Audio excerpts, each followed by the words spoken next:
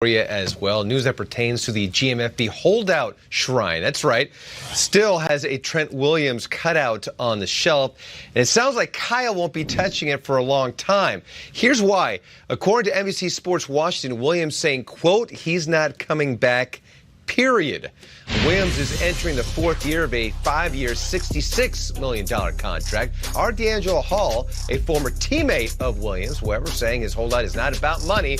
D'Angelo saying, quote, this is not strictly a financial situation that they're discussing, and that's what makes it so different and unorthodox and something he's never seen. They've never had a player say, hey, get that training staff out of here or I'm not coming back. Stay tuned, as we like to say in the business. Former Cowboys and Jets corner Morris Claiborne has a new home in Kansas City. Claiborne signing a 1-year contract with the Chiefs Thursday, with NFL Network insider Ian Rappaport reporting the deal is worth up to $1 million or $1.5 million rather. The Chiefs, however, will be without Claiborne for the first 4 games of the season after he was suspended earlier this week for violating the league's substance abuse policy. Patriots kicker Stephen Gostkowski ranks 3rd on the NFL's all-time field goal percentage list, but he might as well be a free agent from ESU, the Timberwolves. Gostkowski's name on his jersey Thursday night was missing a K, and maybe he needs to pass Justin Tucker on the all-time list before he can expect to get a correctly spelled jersey. And everybody's in preseason form, so we understand. It's like once the regular season comes, it'll be there, it'll be spelled correctly. But we've seen Prince Amukamara, we've seen Everson Griffin. Yeah. He's not I-N, he's E-N. And then we've all seen Liddell Betts was Liddell Bettis at one point in time. So there have been some disparities in jersey numbers before. Well, one I know you'd love, the classic one, is the former Bull Dickie Simpkins once had to play a whole game as Dickie Smipkins. They missed Dickie Smipkins. It's up in the rafters. Go Bulls. I love that. Yep. We've got 5 more preseason games to go in week 1. Let's take a look at them in the rapid fire edition. It's called Mad Minute. 60 seconds on the clock. There's one tonight at 7:30 Eastern, and you can see it right here on NFL Network. It's the Bucks heading to Pittsburgh to take on the Steelers. So what are you looking for in this game, Schrager? I'm curious to see the 2 middle linebackers that we're going to see. I know that we're all focused on the quarterback play, but Devin Bush and Devin White were both top 10 picks playing the MLB position. And for Devin White in Tampa, they lose a guy named Quan Alexander, who was looked at as a defensive leader. And I'm told in just a couple weeks in the facility, Devin White has already taken the leadership role on defense and is a stud. Devin White, Devin Bush, 2 great linebackers for the future of the NFL. Double Devins. Yeah, for me, I'm looking at backups when it comes to these games because a lot of these starters won't play. And these backups are going to have an opportunity to stack up minutes and hopefully rack up some dollars later on if they do what they need to do. So I'm looking at James Washington, a wide receiver. He had over 200 yards in his rookie season. But, hey, James, it's your turn now. It's your time to shine. People forget that the dude put up 1,500 yards and 14 TDs his senior year. So let's try to have something close to that. Get over 1,000 yards, 8 or 9 TDs. That means you're Bucks helping out Steelers Juju. don't play that much. They don't get many opportunities to play. And they need to right a wrong, the Bucks do. If I'm the head coach, I'm Bruce Arians, I'm saying, guys, this happened last season. We need to make amends. It didn't happen under my watch. But is training camp not about setting a tone? This is the last time the Steelers played the Bucks, and Vance McDonald shoved Chris Conte into the core of the earth. This is the last time? That's it. Chris Conte not with the team. Chris Conte not with a team right now. But I'm just going to say, all right, nobody comes in our house and pushes us around. We get a chance to play the Steelers. Let's send a message, all right? Come on, enough of that. Love that. I'm looking at Dante Moncrief as well. Maybe he'll get some playing time. I want to see him have a huge year. The other half of Friday night, guys, there is a doubleheader. It's the Vikings and the Saints down in New Orleans. Nate, what's catching your eye in this one? Taysom Hill. I want to see what he can do. Talk about it. Last year didn't play that much at the quarterback position, but he does just about everything. He runs routes. He's going down tackling guys. You put him in the backfield at halfback, plays wide receiver.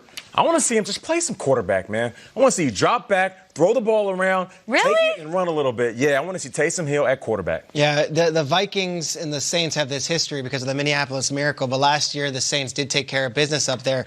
I would look specifically at that Vikings run offense and just see if it exists because Gary Kubiak and Kevin Stefanski are now running the offense, not John DeFilippo, and all offseason, all we've heard about is they're going to run the ball, they're going to run the ball, they're going to run the ball. Let's see if they run the ball. The Vikings are in the conversation for best end zone celebration team. I'd like to see where their game is right now, especially since you guys know this. I spoke to Kirk Cousins this week, and he said, "Can I ask you guys a favor? Good Morning Football." Don't show it anymore? No. He said, "Can you guys come up with something for us this year? If you come up with an idea, we will do it, and I will lead it." That's the QB1 of the Vikings. Preseason is also preseason for celebration. So, guys, as a group, in the next month, we need to come up with something for the Vikings, and they will do it for us. The quarterback told me. I'll give you another reason to watch this game. Ready? Okay. Revenge game for Teddy Bridgewater, who's likely to get some play here. The Vikings, of course, drafted him back in 2014, drafted him highly, so he's going to get to go play against his old squad. Saturday night, 8 p.m., the Bengals go to Arrowhead to take on the Chiefs. What stands out to you in this one, Peter Schrager? The Chiefs' defense, right? I mean, this is their Achilles heel last year. We probably won't see much of Mahomes, probably won't see much of Tyreek, but we will see that defense, and it's an entirely new defensive scheme with Steve Spagnuolo taking over. If this team was even a little bit better on defense, maybe we're talking about them as Super Bowl champions. Let's at least see how they start off and how they look. Even if it is a vanilla defensive scheme, I want to see what it looks like. You got John Ross out. I hear that. A.J. Green out. So back of wide receivers, see what you can do. If you want to calm down all those whispers of the offense not being able to move the ball, then Tyler Boyd, Cody Core, the list goes on of all these individuals that are going to be complimentary players. Shine, man. Your star wide receivers out? Man, go get your stats up. This is the time.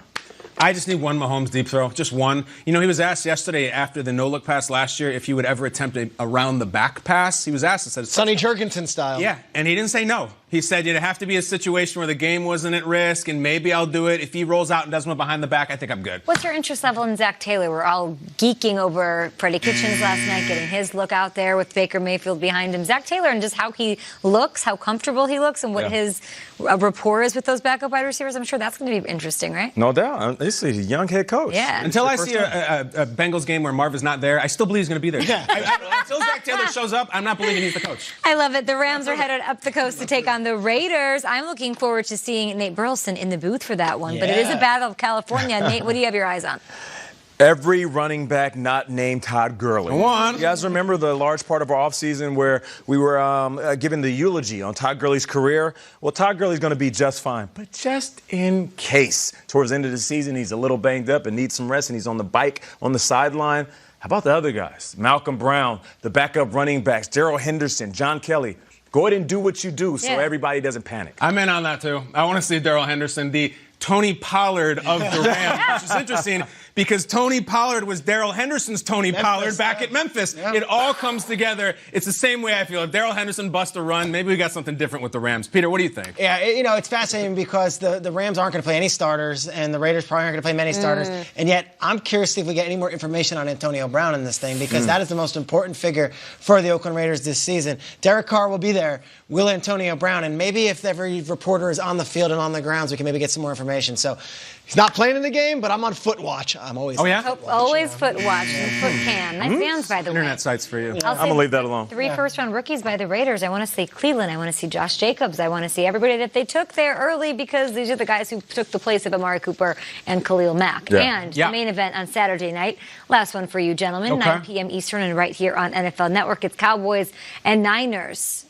Trakes. Who are you looking for in this one? There's a young rookie for the San Francisco 49ers named Jalen Hurd who played at Baylor. He's trying a new position at Baylor, and now he's with the 49ers. And as much as Deebo Samuel, who's an earlier draft pick, is getting a lot of love, Jalen Hurd is kind of their trick gadget guy and has been awesome in training camp. I want to see if Jalen Hurd makes a big play. The 49ers are desperate for playmakers, someone on offense to step up and give George Kittle another running mate. I think Jalen Hurd has a big player, too, in this one. Peter was singing the praises earlier this offseason, really a couple weeks ago, Dante Pettis, the wide receiver, as one of his breakthrough players. Peter, by the time you were done talking about it, it sounded like Jerry Rice. Yeah. Like, we got to have a playmaker because, like, to your point, Kittle can't do everything. He's an Avenger, I think, but he can't do everything. Dante Pettis could be pivotal for the Niners. Well nice. Well done. You know, Nick Foles isn't the only Nick that's an absolute baller. Okay. I'm looking at Nick Mullins. Hey, you love Mullins. He could be my favorite quarterback in the league. Hey, the Mull of America. He's going to battle for that backup job with C.J. Beathard. I'm just saying, watch out for Nick Mullins. Averaged 285 last year, 13 TDs, 10 interceptions. Just saying, fam. I see you, Nick. Does Nate find a way to get on Hard Knocks when he's doing the Rams-Raiders game? Good call. You got to find those cameras. You got to be dapping up McVay and doing that whole scene. So what do we think? Find your light. That's exactly Find right. your light. Britain has talent. We'll show you why. rugby star Socks on, fam. could actually be good, like this good and this fast, and find his way on a depth chart that includes Frank Gore and LaShawn McCoy? It's the biggest story in America. It's the biggest story in London this morning. Christian Wade.